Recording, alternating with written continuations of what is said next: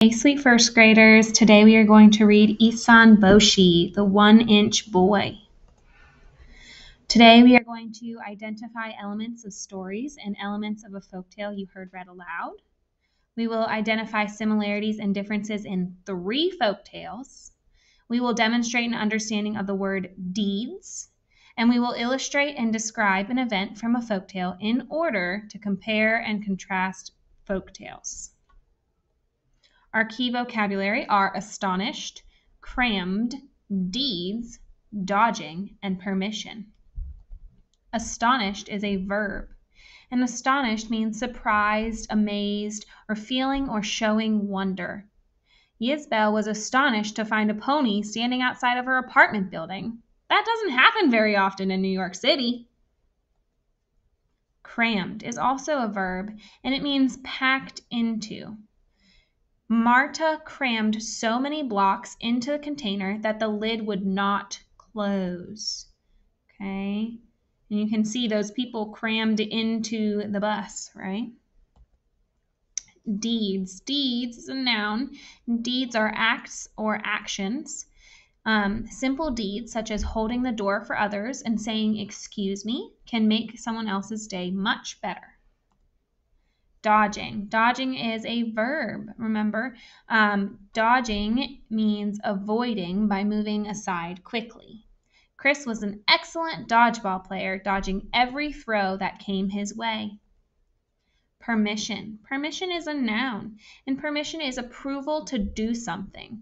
The students asked their teacher for permission to throw an end-of-the-year party. You might ask your parents if you can have permission to have a play date or a sleepover. Hiccups. Oh my. Some of the stories told around the world are quite similar to each other, even though the stories originated in different places around the world. What is a folktale? A folktale is a story that someone made up a long time ago that has been told over and over again. In which country or land did Thumbelina originate? It originated in Denmark, right? Who were the characters in Thumbelina? Thumbelina, the toads, the field mouse, the mole, the sparrow, the little king, right? How big is Thumbelina? The size of your thumb, right? What adventures does Thumbelina have? She travels downriver on a lily pad, she lives with a mouse in her home, and she flies away to the warm countries on the back of a swallow. What happens to Thumbelina at the end of the story?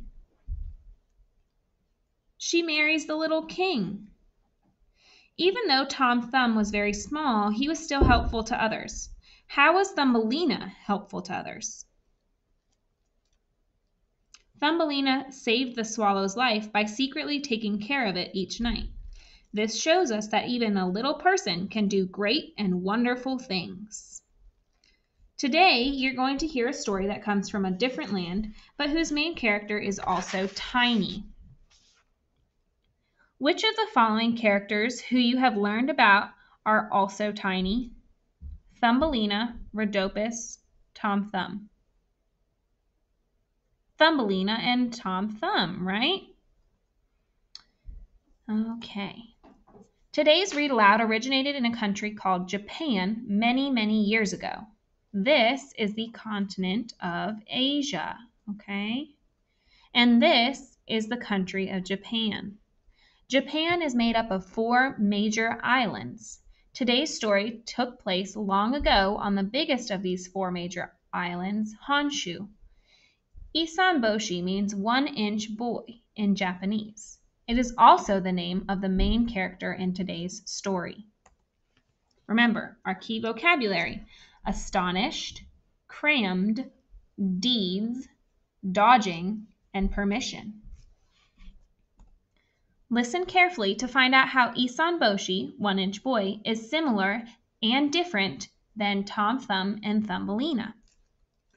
Long ago, in a village in Japan, there lived an old man and his wife who more than anything wanted a child.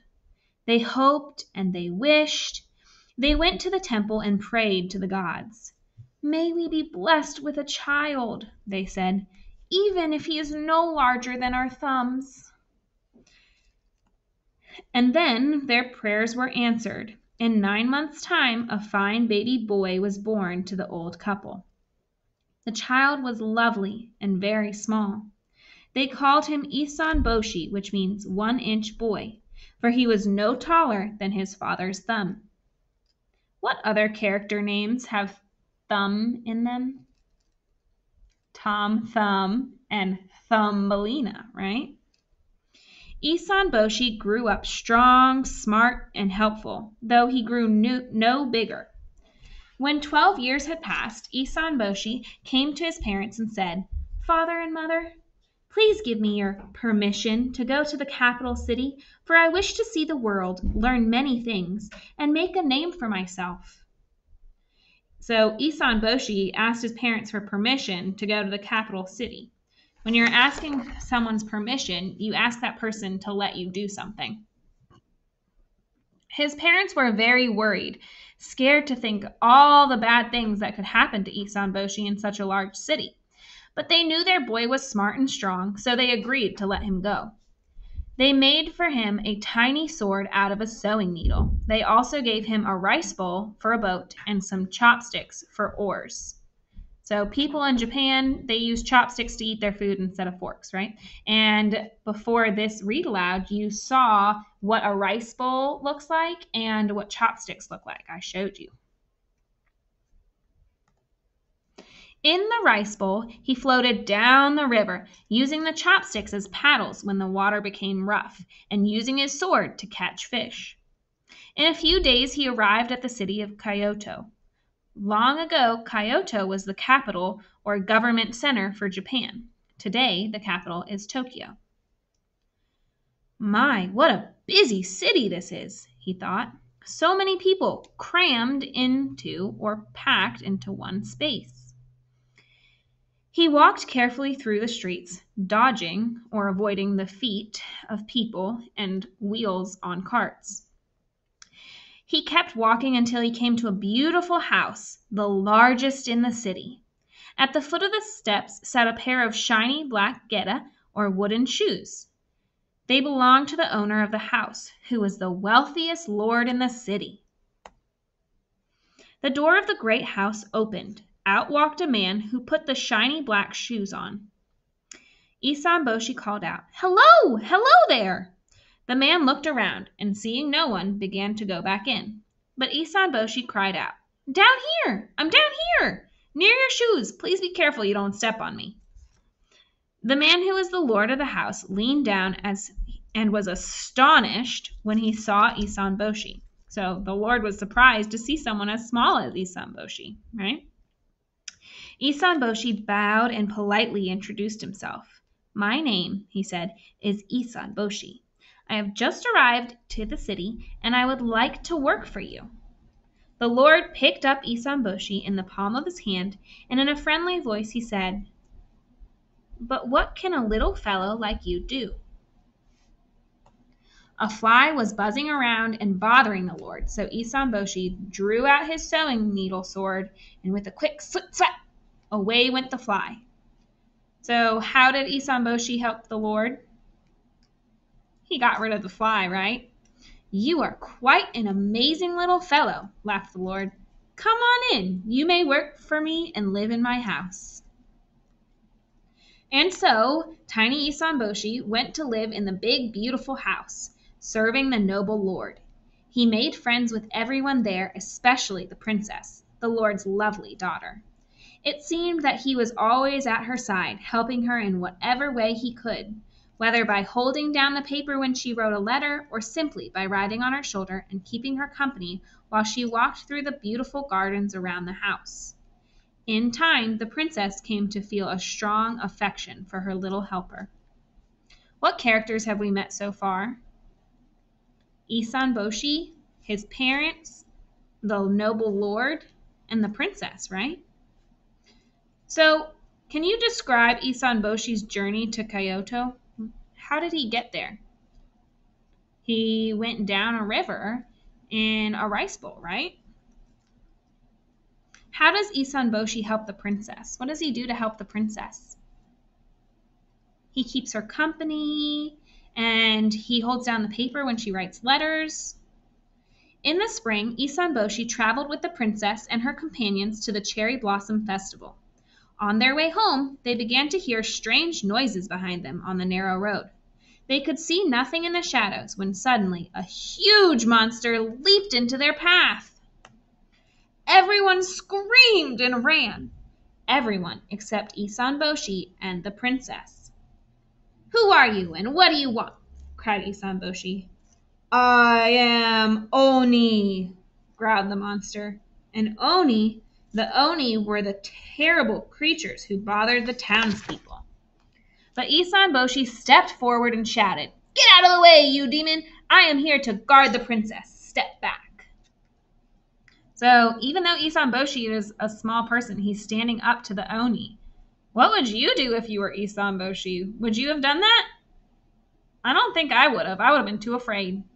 "Ha! We'll see about that," growled the Oni. Then he snatched up Issun Boshi, popped him into his mouth, and whoop, swallowed him whole. Down, down Issun Boshi slid until he landed plop in the Oni's stomach. "This Oni should be more careful about what he eats," said Issun Boshi. He pulled out his sewing needle sword and began to tickle the Oni's stomach. "Ow! Ooh! Ugh!" shouted the Oni. Then he gave a loud burp, and out popped Issun Boshi. The Oni ran away, burping the whole way. So, how did Issun Boshi defeat the Oni? By poking him inside the stomach with the sewing needle, which forced the Oni to burp Issun Boshi out and run away, right? Issun Boshi ran over to the princess. She was bending down and picking something up from the ground. With great excitement, she said, "Look, Issun Boshi! The Oni was so scared he dropped his magic hammer. If you wish on it, it'll come true." Oh, I think I messed up the pictures, guys. This was from when Issun Boshi was tickling the stomach of the Oni. And this is the hammer, okay? Issun Boshi bowed to the princess and said, "My lady, I would ask that you make a wish." "No, Issun Boshi," said the princess. "You won this because of your bravery. You should be the first one to wish on it." What do you think Issun Boshi is going to wish for? Let's see if you're right. So Issun Boshi took the hammer and said, "I already have my greatest wish, which is to serve you.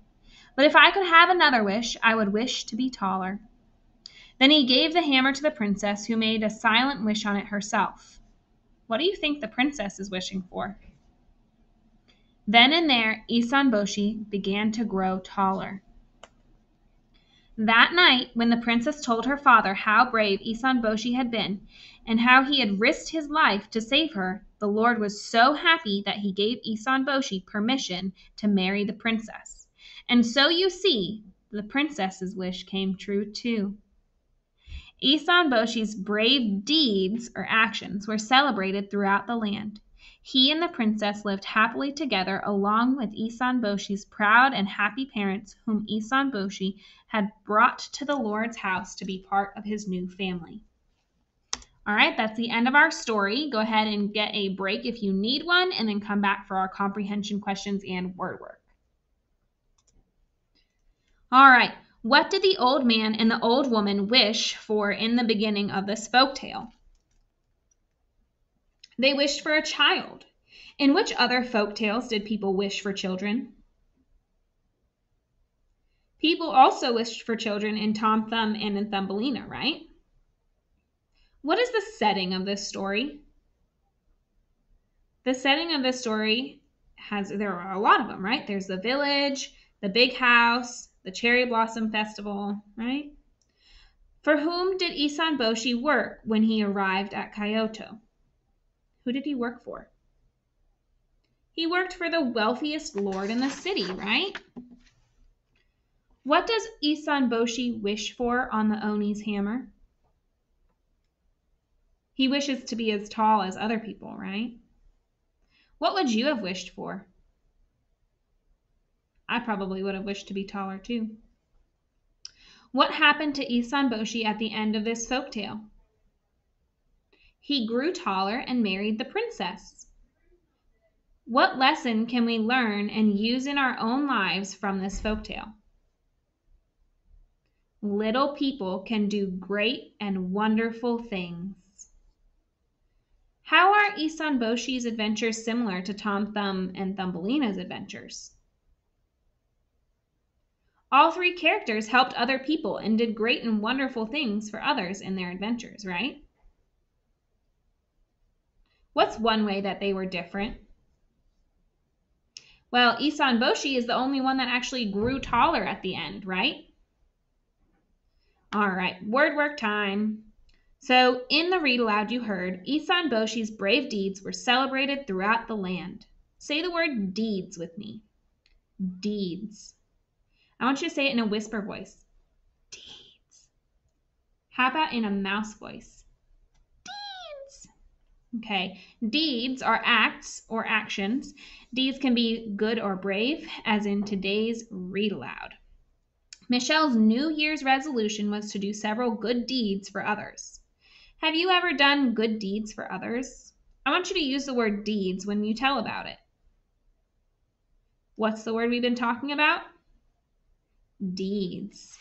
All right, let's check and make sure we have completed all of our learning objectives. So we identified the elements of stories and elements of folk tales that you heard today. Yeah. We went over some of the similarities and differences in the three folk tales.